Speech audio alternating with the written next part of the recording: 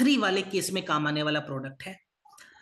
और पथरी के बारे में अगर मैं बताऊं, खास करके किडनी वाले जो स्टोन्स बनते हैं, तो आईसीएमआर कहता है कि भारत में हर साल 15 से 20% लोगों को यह शिकायत होती है, स्टोन की समस्या। 50% ऐसे भी केसेस मिलते हैं जहां पे स्टोन जो है हर 5 साल के अंदर दोबारा फॉर्म हो जाता है, दोबारा बनने लगता है। बहुत सारे लोग सर्जरी कराते हैं, सर्जरी के बाद भी ये कंडीशंस हमेशा बनने लगती है।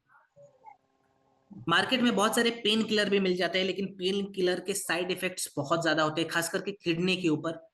तो पेन किलर पे तो हम बात करेंगे ही नहीं, हम लॉन्ग टर्म सॉल्यूशन पे बात करेंगे। सो हमने जो ये फॉर्मूला तैयार करा हुआ है, ये 4 फैक्टर पे काम करता है। पहले फैक्टर को कहते हैं हम लेखन क्रिया। लेखन में जो हमारी स्टोन जो किडनी के अंदर बना हुआ है, वो छोटे छोटे टुकड़ों में टूट जाती है। अब स्टोन टूट गया, उसको बाहर निकालने के लिए हम दूसरे प्रोसेस को एक्टिव करते हैं, जिसको हम कहते हैं मूत्रल क्रिया, जो हमारी यूरिनल ट्रैक्ट को सूद करता है और वहां पे यूरिन फ्लो को बढ़ाता है। फिर सोताहार आता है, जो कि हमारे यूरिनल ट्रैक्ट के स्वेलिंग को कम करता है, किडनी के स्वेलिंग को कम करता है। और लास्ट में हमने कुछ रसायन का इस्तेमाल करा हुआ है, जो हमारी किडनी के लाइनिंग को रिपेयर करता है। तो लेखन क्रिया के लिए इसके अंदर हमने पाषाण भेद का जो इस्तेमाल है वो करा हुआ है, जिसको स्टोन ब्रेकर के नाम से भी बहुत सारे लोग जानते हैं। Indian journal of experimental biology ने 2011 में इसकी पुष्टि करी थी कि पाषाण भेद के इस्तेमाल से हम स्टोन को छोटे छोटे टुकड़ों में तोड़ सकते हैं नेचुरली, बिना किसी सर्जरी के। अब स्टोन टूट गया, उसको बाहर फ्लश आउट कराने के लिए हमने जो दूसरा मूत्रल क्रिया क्रिया है, उसके रिगार्डिंग वरुण का इस्तेमाल करा हुआ है। वरुण बेसिकली क्या करता है, हमारे शरीर के अंदर यूरिनल फ्लो को एक्टिव करता है और हमारे यूरिनल ट्रैक्ट को साफ रखता है।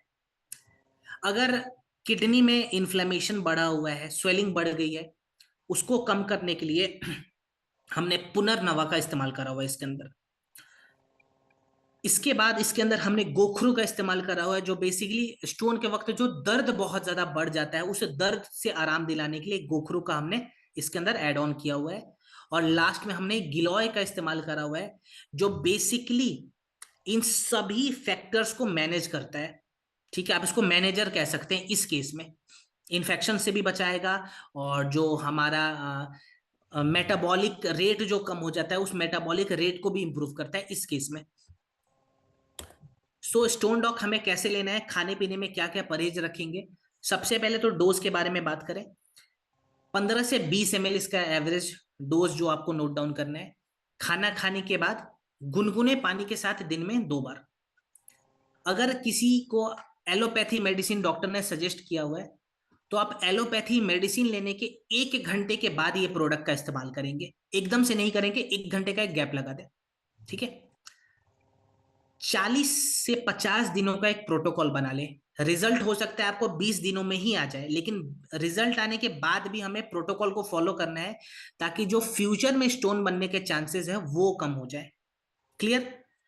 एक और छोटी सी बात मैं बता देता हूं, खाने पीने में क्या क्या हम परहेज करेंगे। सो खाने पीने में सबसे पहले तो हमें दूध का परहेज रखना है। दूध हमें नहीं पीना है जब तक हम प्रोडक्ट लेंगे। ठीक है, क्योंकि दूध में कैल्शियम की मात्रा होती है और उससे स्टोन दोबारा बन सकता है बहुत जल्दी।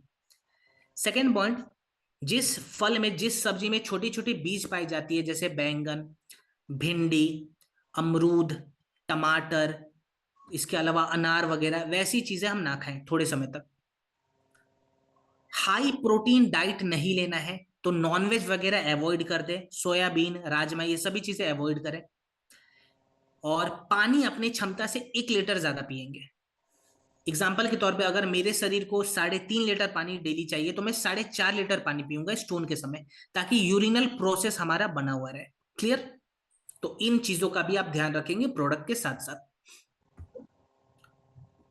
हमने अपना आखिरी प्रोडक्ट आज कंप्लीट कर लिया, जो कि था हमारा